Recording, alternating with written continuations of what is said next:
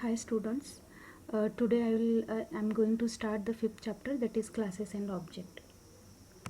After studying about the basic definition and example of the classes, initiating the object of the class, construction and initialization of the class member, let's take a deeper look on class and constructor with a more detailed and important concept of using class instance with a few case studies.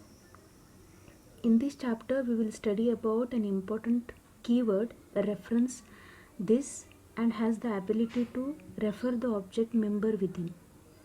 In addition to it, we will also study an important concept to avail the ability to dynamic initialize class instances using overloaded constructors and default constructors.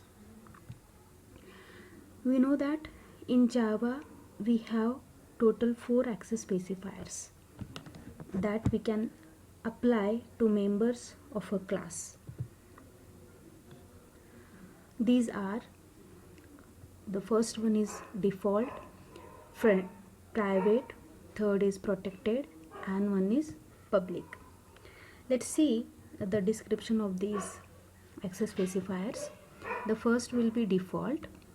When no access modifier is specified for a class, method or data members, it is said to be having the default access modifier by default. The data members, class or methods which are not declared using any access modifiers, that is having default access modifiers, are accessible only within the same package. So next one is private.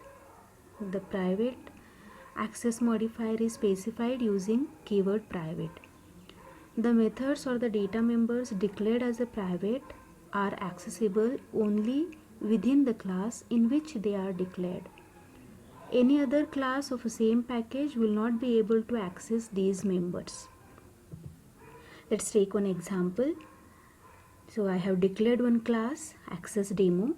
In that class I have declared two methods, method 1 and method 2. The method 1 access specifier is public and method 2 access specifier is private. In method 1 I am going to display this method is a public method, and in method 2 just I am going to display this is the private method. Let's take another class, that is test demo. In that class the main method I am going to declare, and I am going to create the object of the previous class, that is access demo. The object of the previous class is D. So by using D I am going to access the method 1 and the method 2. So D dot method 1 and D dot method 2. So as a method 1 is a public in the another class, we can access this method 1 like this, D dot method 1. But the method 2 is a private in the another class, so directly you can't access the private method in the another class. So when you compile this program, you will get an error. So that you will get an error which is a private method cannot be accessed in the different class. I hope you understood the concept of the private. Let's take the another access specifier, that is protected. The protected access modifier is specified using the keyword protected.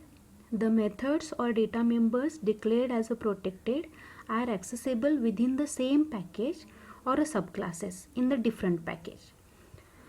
So if it is not inherited or if it is not the subclass, then it cannot be accessed, the protected access specifiers or the data members and the member functions.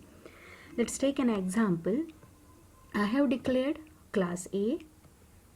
In that class, one method I am going to declare, that is message. The access specifier of the message is protected. I am going to display the hello string over there. Now I am taking class B. Class B extends A, means this class B is the subclass of the A. So it extends A. In that I am going to declare one main method.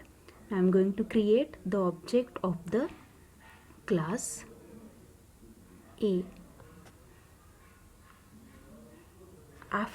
In that, I'm going to access the method of the class A, that is obj.message. So here you will get the output hello.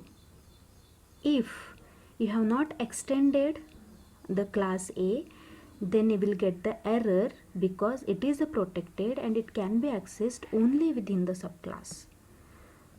So like this you can use the protected access specifier.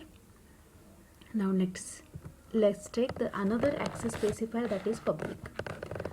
The public access modifier is specified using the keyword public. Classes, methods or the data members which are declared as a public are accessible from everywhere in the program.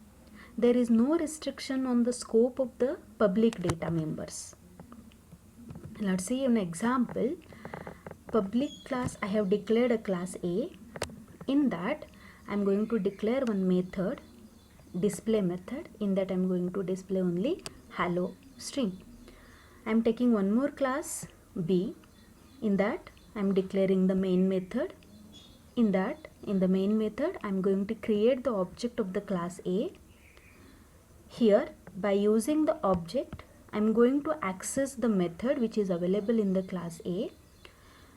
So after compiling this program, you won't get any errors. You will get an output hello. So here the method display is publicly accessible anywhere in the any another package in your throughout your program. So that is the example of the public access specifier. Now the another bit that we are going to study in this chapter is this keyword. So this keyword has a number of applications.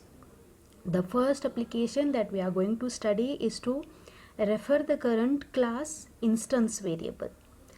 So already we know that what is the instance variable. To access the current instance variable, for that we are going to use this keyword. This keyword can be used to refer the current class instance variable. If there is ambiguity between the instance variable and the parameters, this keyword resolves the problems of the ambiguity. So let's understand the problem if we don't use this keyword by example given below. See, I have declared one class, that is student class. In that I am going to declare the local variables, global variables, that is integer, roll number, string, name, float, fee. So I have three variables. One I am going to declare as an integer, that is roll number. One I am going to declare as a string, which is name, and one I am going to declare float, that is fee. In that I am taking one constructor. In that constructor I have three parameters. So this is the parameterized constructor. So three parameters. Again I am declaring the variables. Again these parameter variables are same as the global variables. So to differentiate these two variables, we have to use this keyword. So I am passing the values which are coming by the parameters to the global variables. So I am displaying in the next method, display method, I am displaying the roll number, name and the fee. This simple program is there. And in the another class, that is test this one, public static void main, that is I am declaring the main method here, and I am creating the two object S1 and S2 of the student class. And by using that S1 and S2, these are the objects. By using that object, I am going to display the same method, or I am going to access the same method, which is the display method. When you execute this, you will get 0, null, 0.00. You will get the output. Do you think why you get this type of output?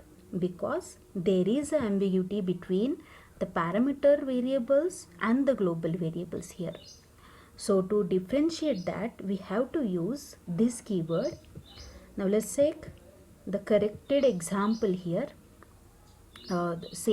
The student class, I am declaring the three variables again.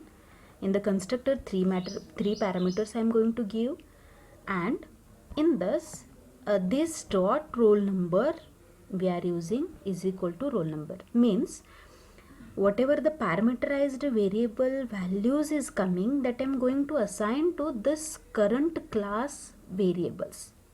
So it differentiate between these two, and it will display the name, value, roll number, name, and the fee. So in the main method I am going to declare the two objects again, S1 and S2, and by using the two objects I am going to access the display method. Now you will get the two values. So 111 the first, and here 112. 111 is the roll number, Aniket is the name, and 5000 is the fee. The next one is 112 is the roll number, Sumit is the name of the student, and 6000 is the fee. So like this, this keyword can be used. So next part, so you can perform this program, and let's execute this program. And the another application of this keyword is to invoke the current class method. So likewise, how we can access the object, the variables of the classes, also we can access the methods of the classes by using this keyword. You try to execute this program, and output is displayed over here. Same here, in the class A, method is declared and n method is declared, and by using this you are trying to access, in the main method you are trying to access n method, in n method you are trying to access the m method. So it will be executed, first it will be executed what, hello n it will be executed, and after that hello m it will be executed, means your output of this program is hello n and hello m. So perform these programs whatever I have given and try to practice it.